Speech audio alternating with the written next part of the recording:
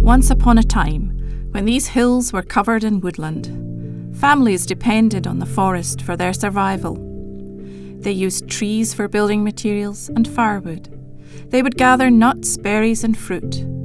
Their animals found fodder among fallen leaves, bark, and roots.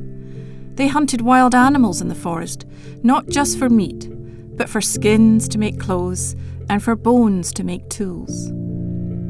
One morning, a huntsman set out up Carrifran Valley, thinking of bringing home a deer or perhaps a boar.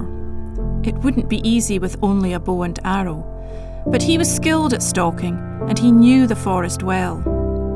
Spying a young hind in the dappled light of a clearing, he took aim. But suddenly, there was a sharp snap and his yew bow broke in two. The noise disturbed the hind, which disappeared into the trees. So throwing the bow aside in disgust, the hunter turned for home.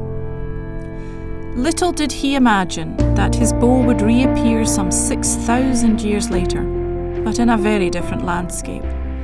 By then, Carrifran Valley had but one single tree left.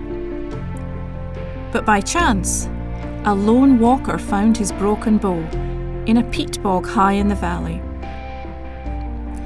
This stirred the imagination of a group of local people who thought, wouldn't it be amazing to get a whole valley and put it back to native woodland? And so, that huntsman's broken bow became a symbol of how Carrifran wildwood could come to life again.